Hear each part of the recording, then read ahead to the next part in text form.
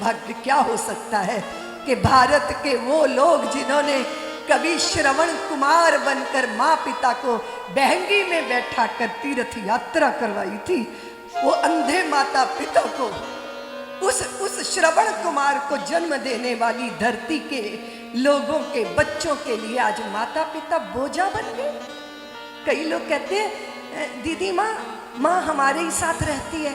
मैंने कहा भागे, माँ तेरे साथ नहीं रहती, तू माँ के साथ रहता है, ऐसा बोल ताकि तेरी वाणी का संस्कार ठीक रहे। वाणी का संस्कार तो बिगड़ गया क्योंकि भाव बिगड़ गए। हम रख लेते हैं माँ को, हम कभी माँ को रख लेते हैं, कभी बाप को रख लेते हैं। ये कैसा युग है कि रिश्ते बोझ लगने लगे। और माता पिता वो तो मंत्र है, वो तो पूजित है, वो तो प्रेरणा है। वो तो जब तुम बहकोगे तुम्हें टोकेंगे, तुम्हें रोकेंगे, और जब तुम थकोगे तो उन्हीं की तो गोद में सर रख के हल्के होने का प्रयास करोगे। तुम बहुत बड़े हो गए हो ना, लेकिन जब छोटा होने का मन होगा तो उन्हीं की चरणों की शरण में बैठना पड़ेगा। तब तुम्हारा बचपन लौटेगा, तब तुम हल्के हो पाओगे, तब तुम बोझ से मुक्त हो पाओगे। ये कैसा है कि माँ पिता बोझ हो गए। माँ तू मेरे सामने मत आया कर, तू मेरे सामने मत आया कर, मेरा सब मजाक उड़ाते हैं, तू मेरे सामने मत आया कर। तुम विद्यालय चली आती हो, सब लोग कहते हैं तेरी माँ काणी है, तेरी माँ काणी है, तू सामने मत आया कर। बेटा मैं तो तेरे लिए भोजन लेकर आती। नहीं, मुझे तेरे हाथ का भोजन नहीं चाहिए, मुझे नहीं चाहिए कुछ, मुझे बहुत बुरा लगता है, तुम बहुत बदसूरत हो, तुम अच्छी नहीं हो, मैं मजाक का पात्र बन जाता हूँ, मुझे नहीं चाहिए। तो जैसे ही बड़ा हुआ तो माँ को छोड़ के भाग गया, अपने आप ब्याह कर लिया, पुत्र का बाप बन गया। माँ ने चिट्ठी लिखी कि पुत्र मैंने सुना तुझे पुत्र हुआ है, और तुझे पता है पुत्र का पुत्र से भी ज्यादा प्यारा होता है, मैं देखने आ जाऊं। चिट्ठी का जवाब लिखा, नहीं माँ, मेरे बीवी बच्चे तेरी शक्ल देख के डर जाएंगे, तू मत आना। वर्षों बाद अपने गांव में लौटने का अवसर मिला उसको, जन्मभूमि आने का अवसर मिला। तो अपने घर में गया तो देखा घर नहीं है, ताला लगा है, छोटी सी कोठरी थी, ताला लगा है। मेरी माँ को देखा किसी ने, लोगों ने कहा वो तो वर्षों पहले मर गई है, पर तेरे लिए एक चिट्ठी छोड़ी, माँ की चिट्ठी। कैसी होगी माँ की चिट्ठी, क्या लिखा होगा माँ ने अपनी चिट्ठी में? तो माँ की चिट्ठी खोलकर पढ़ता है, माँ ने चिट्ठी लिखी है कि पुत्र आशीर्वाद, मैं चाहूं भी तो भी तेरे लिए हृदय से मुझे रोष नहीं आता, क्रोध नहीं आता, मैं बदआशीष नहीं दे सकती, मैं आशीष ही दे सकती हूँ। तूने जीवन भर मुझसे नफरत की पुत्र, तू छोटा था, सड़क पे दौड़ा तो गाड़ी से टकरा गए, तू गिर गया, तेरे चोट लग गई, तेरी एक आंख खराब हो गई। डॉक्टर ने कहा कि तेरे पुत्र को एक ही आंख से देखना होगा। मैंने कहा नहीं, मेरा पुत्र दोनों आंखों से देखेगा, और मैंने अपनी एक आंख तुझे दे दी मेरे लाल, और जीवन भर के लिए मैंने बदसूरती को ओढ़ लिया। लेकिन मुझे संतोष है कि मेरे मरने के बाद भी मेरा पुत्र मेरी आंख से संसार देखेगा। मैं तुम्हें आशीर्वाद ही दे सकती हूँ पुत्र, कभी हृदय से बद्दुआ नहीं निकलती, मैं आशीर्वाद ही दे सकती। अबाक देखता रह गया, आंखों से पश्चाताप के आंसू बहने लगे। पर अब तो बहुत देर हो गई है, अब तो बहुत देर हो गई है, अब तो बहुत देर हो गई है।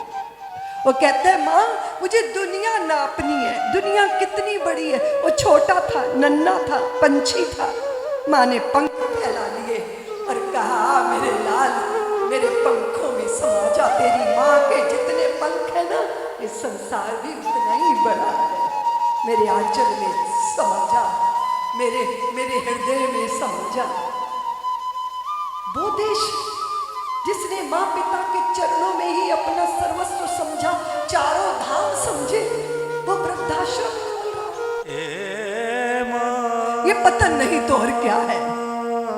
मैं इंग्लैंड गई थी देवियों, 5 स्टार होटल जैसा मैंने वृद्धाश्रम देखा, लेकिन जितने बुजुर्ग थे लग रहा था जैसे जीवित लाशें हैं। उनके चेहरे पे रौनक नहीं थी, मुस्कान नहीं थी, आंखें टंगी थी दरवाजे की तरफ। अब भी कोई आएगा, अब भी कोई आएगा, अब भी कोई अपना आएगा। हमने तो ऐसे भारत की कल्पना नहीं की है ना।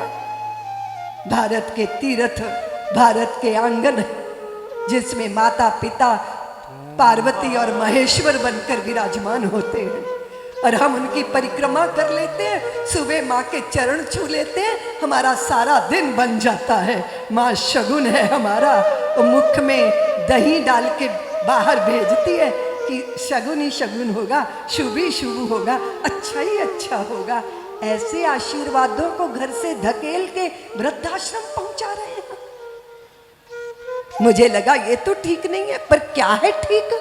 फिर ठीक क्या है? फिर वात्सल्य की कल्पना हुई। फिर ऐसा लगा कि एक माँ, एक मासी, एक नानी, 5 पुत्रियां, 2 पुत्र, ऐसा परिवार बने जिसमें कोई किसी का खून का रिश्ता नहीं है, सब भाव का संबंध है। फिर उनका घर बने, अपनी अपनी उनकी रसोई हो। मैंने 100 घरों के गांव की कल्पना कर ली, तो सभी मुझे डरा रहे थे कि साध्वी रितंबरा गंजे हो जाओगे, ये क्या क्या करने जा रहे हो। तो हमने कहा कि मैं करने नहीं जा रही, नियति मुझसे करवा रही है। मेरे ठाकुर कह रहे हैं रितंबरा, श्री राम जन्मभूमि का काम हो गया, अब तुम उन बच्चों की माँ बनो जो माता पिता के बिना अपने को अधूरा अनुभव करते। अब मथुरा से गोकुल कितना दूर है देवियों? मथुरा से गोकुल की दूरी जननी की कोख से माँ की गोद जितनी है। जीवन और मौत में फासला कितना, माँ की गोद से शमशान भूमि जितना है। जन्म और जीवन के मध्य है माँ। माँ को किसने रचा? वो तो स्वयं रचती है। माँ न जन्मती है न मरती है, वो जीवन मरण से मुक्त होती है। माँ मरण धर्मी नहीं है, सनातन है, शाश्वत है, अनादि है, अनंत है, सदा नीरा गंगा है माँ। प्रभु का प्रकाश पुंज, ममता का विग्रह, गूंगे का खाया गुड़, जिसे अनुभव तो किया जा सकता है पर वाणी से व्यक्त नहीं किया जा सकता। वो शब्द ब्रह्म की परिधि से परे है माँ।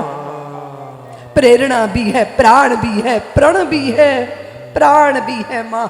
उत्स है, उत्सर्ग है, उत्सव है, उत्स है माँ। माँ रित अर्थात मुक्ति है, माँ भक्ति है, माँ शक्ति है। माँ अपने जायों की ही नहीं होती, परायों को अपना लेती है, तो उनके लिए भी बलि होती है, उनके लिए भी शुभाशीषों से भरी होती है। इस भाव के साथ वात्सल्य की सृष्टि बनी। आप जानते हो मैं कितनी बेटियों की माँ हूं? पता है आपको? सैकड़ों सैकड़ों, हजारों हजारों पुत्रियां हैं मेरी। वो पढ़ने गई, कोई डॉक्टर बनी, कोई इंजीनियर बनी, कोई चार्टर्ड अकाउंटेंट बनी, कोई वेब डिजाइनर बनी, लेकिन उनका हृदय भारतीय संस्कारों से संस्कारित हुआ। फिर समाज के लोग मेरे पास आए, उन्होंने कहा दीदी माँ, आपकी पालित पोषित पुत्री हम अपने घर में पुत्र वधू बनाकर ले जाएंगे और हम उन्हें पालकी में बैठा कर विदा करते। ऐसी है वात्सल्य की सृष्टि। मैं भगवान की कथा कहती हूँ और फिर आप सबसे जो दाना पानी मिलता है ना, वो चुग चुग के ले जाती हूँ और जहाँ जहाँ जरूरत है उनके मुख में डालती हूँ। यही कार्य है मेरा, चोगा चुगना और वहाँ पहुँचाना जहाँ उसकी जरूरत है। सन्यासिनी हूँ, लेकिन नियति ने मेरी बड़ी भारी गृहस्थी बना दी है।